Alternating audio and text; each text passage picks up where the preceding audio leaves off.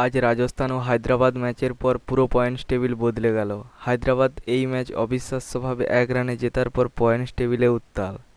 এই ম্যাচ শেষ হওয়ার সাথে সাথেই পয়েন্টস টেবিলে উত্তাল। আজ আমরা দেখব কোন কোন টিমের লাগলো বড় ঝটকা এবং কোন কোন টিমের জন্য সুখবর এবং কোন টিম আর কোয়ালিফাই করতে পারবে না আইপিএল 2024-এ। আজ আমরা আইপিএল 2024-এর নতুন পয়েন্টস টেবিল দেখে নেব। ভিডিওটি শেষ পর্যন্ত দেখার অনুরোধ রইল। নমস্কার ফ্রেন্ডস, আপনাদের সবাইকে আরও একবার স্বাগত জানাই আমার ক্রিকেট বাংলা ধামাল ইউটিউব চ্যানেলে। আপনারা যদি আমাদের চ্যানেলে নতুন হয়ে থাকেন তাহলে প্লিজ চ্যানেলটাকে সাবস্ক্রাইব করে রাখুন প্রতিদিন ক্রিকেটের লেটেস্ট খবর এবং পয়েন্টস টেবিল ও কলকাতা টিমের খবর পাওয়ার জন্য। ভিডিওটি শুরু করা যাক। নতুন পয়েন্টস টেবিল দেখে নিন। পয়েন্টস টেবিলে সবথেকে নিচে নম্বর 10-এ রয়্যাল চ্যালেঞ্জার্স ব্যাঙ্গালোর। এখনও পর্যন্ত মোট 10টি ম্যাচ খেলেছে, যার মধ্যে 3টি ম্যাচ জিতেছে এবং 7টি ম্যাচ হেরে পয়েন্ট 6। রয়্যাল চ্যালেঞ্জার্স ব্যাঙ্গালোরকে কোয়ালিফাই করার জন্য বাকি 4 ম্যাচে 4 ম্যাচ ভালো রান রেটের সাথে জিততে হবে এবং পয়েন্টস টেবিলে টপে থাকা টিমেদের বেশিরভাগ ম্যাচ জিততে হবে, তবে হয়তো কোয়ালিফাই করতে পারে প্লে অফে রয়্যাল চ্যালেঞ্জার্স ব্যাঙ্গালোর। নম্বর 9-এ মুম্বাই ইন্ডিয়ান্স। লাগাতার 3 ম্যাচ হারের পর পয়েন্টস টেবিলে নম্বর 9-এ আছে। মুম্বাইও মোট 10টি ম্যাচ খেলেছে, যার মধ্যে 3টি ম্যাচ জিতেছে এবং 7 ম্যাচ হেরে পয়েন্ট 6। মুম্বাইকে কোয়ালিফাই করার জন্য বাকি 4 ম্যাচের 4 ম্যাচ জিততে হবে এবং অন্য টিমেদের ওপর নির্ভর করতে হবে। নম্বর 8 গুজরাট টাইটান্স। গুজরাট লাগাতার 2 ম্যাচ হারের পর পয়েন্টস টেবিলে নম্বর 8-এ আছে। গুজরাট মোট 10টি ম্যাচ খেলেছে, যার মধ্যে 4টি ম্যাচ জিতেছে এবং 6 ম্যাচ হেরে পয়েন্ট 8। গুজরাটকে কোয়ালিফাই করার জন্য বাকি 4 ম্যাচের 4 ম্যাচ জিততে হবে। নম্বর 7-এ পাঞ্জাব কিংস। পরপর 2 ম্যাচ জেতার পর পয়েন্টস টেবিলে নম্বর 7-এ আছে।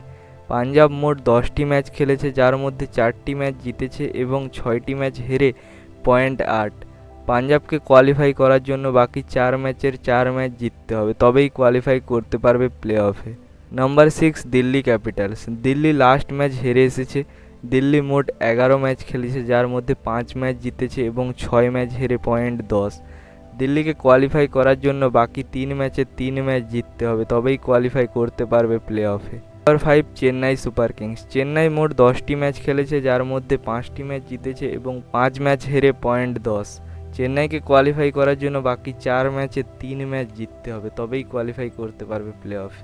নম্বর 4 সানরাইজার্স হায়দ্রাবাদ। আজ যেভাবে এই ম্যাচ জিতেছে, ভুবনেশ্বর খুব ভালো বোলিং করেছেন। মাত্র 1 রানে এসআরএচ এই ম্যাচ জিতেছে।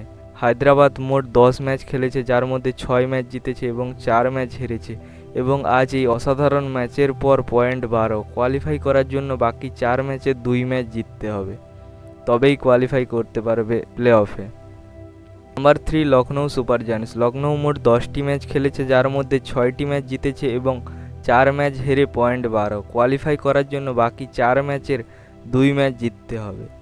নম্বর 2 কলকাতা নাইট রাইডার্স। মোট 9টি ম্যাচ খেলেছে, যার মধ্যে 6টি ম্যাচ জিতেছে এবং 3টি ম্যাচ হেরে পয়েন্ট 12। কোয়ালিফাই করার জন্য বাকি 2 ম্যাচ জিতলেই কোয়ালিফাই কনফার্ম। নম্বর 1 রাজস্থান রয়্যালস। আজ এই চমৎকার ম্যাচ হারের পর পয়েন্ট 16। রাজস্থান মোট 10টি ম্যাচ খেলেছে, যার মধ্যে 8টি ম্যাচ জিতেছে এবং 2টি ম্যাচ হেরে পয়েন্ট 16। কোয়ালিফাই হয়ে গেছে। আজ ম্যাচ জিতলেই পুরো কোয়ালিফাই কনফার্ম।